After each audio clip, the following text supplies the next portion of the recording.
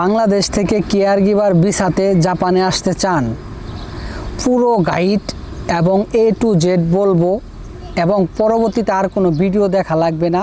আমার এই ভিডিওতে থাকবে স্যালারির বিষয় নিয়ে, মানে বেতন কত পাবেন, তারপরে এই কাজটা কেমন, এই ভিসাতে আসলে কেমন হবে, কাজের ভালো মন্দ দিক, মানে এই কাজের লাইফটা কি, এইগুলা নিয়ে আজকের এই বিষয়টা আমরা আলোচনা করব। যারা বাংলাদেশ থেকে কেয়ার গিভার জবে আসতে চাচ্ছেন তাদের এই ভিডিওটা এমন ইনফরমেটিভ হবে যে একটা ভিডিও দেখলেই আপনার সম্পূর্ণ প্রসেস বুঝতে পারবেন। যারা যারা প্রসেস জানবেন না তাদেরকে আমি একটা টিপস দিব লাস্টে, সেই টিপস অনুগ্রহ বা অনুসরণ করলে দেখবেন আপনার লাইফটা চেঞ্জ হতে পারে। অনেকেই আছি আমরা আসতে চাচ্ছি কেয়ার গিভার ভিসাতে। যারা কেয়ার গিভার ভিসাতে বাংলাদেশ থেকে বা অন্য কোনো রাষ্ট্র থেকে আসতে চাচ্ছেন, সেক্ষেত্রে আমি বলবো কেয়ার গিভার ভিসাটা কেমন। প্রথমে আমরা এটা বলি না, আমরা বলি প্রথমে বেতনটা, যেহেতু বেতন সবার আগে আসে। প্রথমে কেয়ার গিভারের বেতনটা কীরকম এটা আগে বলি। কেয়ার গিভারের বেতনটা হচ্ছে বাংলাদেশি টাকা পরে বলি, আগে জাপানিজ টাকা বলি, 1.5 লক্ষ ইয়েন থেকে 2.5 লক্ষ ইয়েন এর মধ্যে কেয়ার গিভারের বেতন হয় প্রথম অবস্থায়। তো প্রথম অবস্থায় যদি এই রকম বেতন পান, মোটামুটি জাপানে খুবই ভালোভাবে চলতে পারবেন, দেশে ভালো টাকা পাঠাতে পারবেন। এটা হলো মেন বেতন প্রথমে। এবং দ্বিতীয়ত হলো এই জাপানের ভালো দিক, মানে এই কাজের ভালো দিক এবং খারাপ দিক। এই কাজটা মেন্টালিটি কাজ, মানে সব কিছু মাথা দিয়ে হ্যান্ডেল করতে হয়। এই কাজটা কাদের জন্য? যাদের মাথা ঠান্ডা, সব কিছু মানুষদেরকে ভালোভাবে বোঝাতে পারে, তাদের জন্য এই ভিসাটা খুবই হেল্পফুল হবে। এবং এই কাজটা হচ্ছে কি, মানে কেয়ার গিভার ভিসাটা কিসের ক্যাটাগরিতে, মানে জাপানে আপনি জানেন পৃথিবীর ভিতরে যত রাষ্ট্র আছে সব রাষ্ট্র থেকে জাপানের বয়স্ক মানুষের হার সব থেকে বেশি। মানে এই দেশের ইয়ং জেনারেশন নাই বলতেই চলে, সব বেশিরভাগই আপনার বয়স্ক। তো এই বয়স্কদের দেখাশোনা, তাদের খাইগো যেটা বলে এটাই বয়স্কদের দেখাশোনা। তো হসপিটালে থাকবেন, এসি রুমে থাকবেন, সবসময় তো এসি থাকবে, ভালো একটা পরিবেশ থাকবে, বয়স্করা থাকবে, তাদেরকে আপনারা খাওয়াই দিতে হবে, গোসল করাইতে হবে, হ্যাঁ, সমস্ত টেক কেয়ার করবেন শরীরের, এবং ওষুধ খাওয়াই দিতে হবে সময় মতো তাদেরকে, হ্যাঁ, ওদের সাথে কথাবার্তা বলে ওদের মন খুশি রাখতে হবে। তো এটাই হচ্ছে কেয়ার গিভার জব। তা বিষয়টা হলো একজন মানুষকে যেভাবে আপনি টেক কেয়ার করলে মানুষটা ভালোভাবে চলতে পারবে, ভালোভাবে খাইতে পারবে, ভালোভাবে, হ্যাঁ, হাসি খুশি থাকতে পারবে, সেই বিষয়টাই খেয়াল রাখার আপনার প্রয়োজন এবং তাকে সাহায্য করাটাই হচ্ছে কেয়ার গিভার। কেন?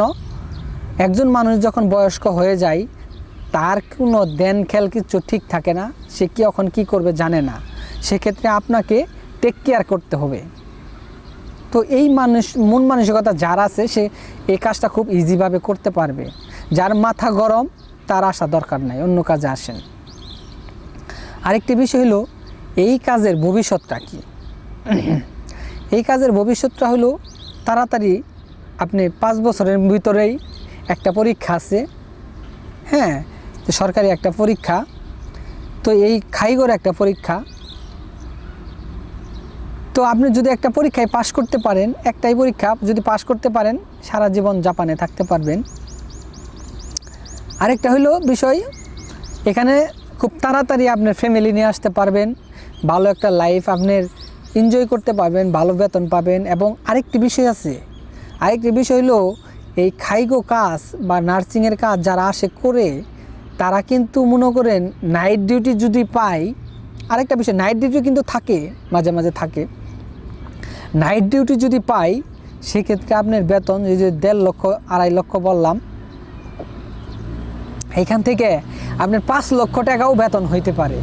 কারণ আমার এক ভাই আছে, নামটা বলবো না, সে 5-6 লক্ষ টাকা বেতন পা কেয়ার গিভার চাকরি করে, কিন্তু তারও অভিজ্ঞতা আছে, ভালো ভাষা পারে। আরেকটি বিষয় হলো যেহেতু জাপানে আপনি কাজ করবেন মেন্টালিটি দিয়ে এবং মুখের কথা দিয়ে, কোনো শারীরিক কোনো কাজ নাই, হাতের কোনো পরিশ্রম নাই। একজন মানুষকে টেক কেয়ার করতে যতটুকু কথাবার্তা ভাষা প্রয়োজন সেতটুকু ভাষা আপনার পারা লাগবো। তাহলে আপনি কি যদি এইরকম ভাষা না শিখে আসেন তাহলে কোম্পানি থেকে আপনার চাপ দিবে ভাষা শেখার জন্য, তখনকার কিন্তু একটু ডিস্টার্বে পড়বেন। তো সেক্ষেত্রে যারা কেয়ার গিভারে আসবেন তারা ভাষাটা একটু ভালো করে শিখে আসেন। কাজটা একদম ইজি, যাদের মাথা ঠান্ডা, মেয়েরা ছেলেরা উভয়ই আসতে পারবেন, দুজনেরই সমান অধিকার আসার, এবং দুজনেই ভালোভাবে এখানে জব করতে পারবেন, যা ছেলে মেয়ে সবাই। কিন্তু বিষয়টা হলো এই কাজের জন্য কারা পারফেক্ট?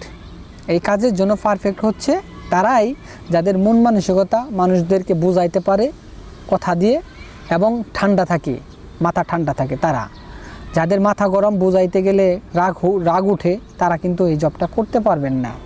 তো সেক্ষেত্রে তারা অন্য জবে আসবেন। বিভিন্ন ধরনের জব আছে।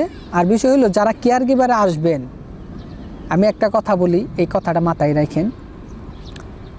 কেয়ার গিভার এমন একটা জায়গা, যে জায়গা আপনার পরিপাটি হসপিটাল একদম পরিষ্কার ক্লিন, যেটা আপনি বাংলাদেশে থেকে কল্পনা করতে পারবেন না কতটা ক্লিন, একদম পরিষ্কার ক্লিন এবং সুন্দর। রাষ্ট্রে আপনি যা হয় আর কি জানেনই, তো বোঝায় বলার কিছু নাই। তো সেই রকম একটা জায়গাতে আপনি যদি জব করেন, ভালো টাকা আর্নিং করেন, যদি নাইট ডিউটি কন্টিনিউ আপনার পড়ে, তাহলে আপনি 4-5-6 লক্ষ টাকা বেতন পাবেন, এটা নিশ্চিত থাকেন।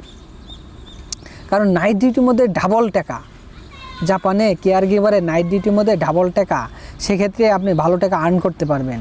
আর যারা কেয়ার গিভারে আসবেন, কোনো কিছু বুঝতেছেন না, আমার যদি এই কথার ভিতরে কোনোটা মিস্টেক হয়ে থাকে কমেন্টে জানাবেন, আমি লিখে দিব আর কি, যদি হয়তো মিস্টেক হতে পারে। কারণ আমি কোনোটা বই টই দেখে আমি কোনোটা ভিডিও বানাই না, আমি সরাসরি রিয়েল এক্সপিরিয়েন্স যেটা আমার বাস্তবে যেটা আমি দেখতেছি, যেটা করতেছি, সেটা আপনাদের মাঝে তুলে ধরি।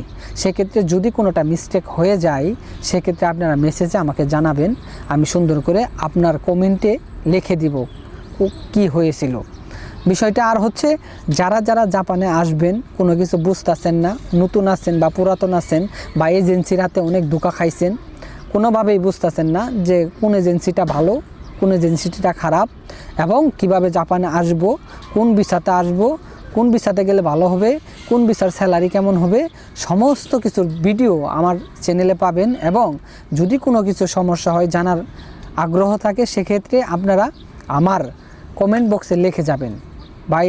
আর কথা হলো যারা যোগাযোগ করার জন্য আমার সাথে আগ্রহ করেছেন, আমি অলরেডি ইউটিউবে একটা পোস্ট করে দিয়েছি যে আমার হোয়াটসঅ্যাপ দিয়ে তারা যোগাযোগ করবেন। আমি তাদের সাথেই কথা বলবো যারা কমেন্টে লিখবেন যে ভাই আমি যোগাযোগ করতেছি, আমার নাম্বার লাস্টে 4টা নাম্বার লিখবেন আপনার হোয়াটসঅ্যাপ নাম্বারের, এবং নাম লিখবেন, তাহলে বুঝতে পারবো আপনি সেক্ষেত্রে আমি আপনার সাথে একদম ভালো আপনাকে সার্ভিস দেওয়ার চেষ্টা করব। কারণ একদম ফ্রি গাইডলাইন, এখানে কোনো টাকার প্রয়োজন নাই।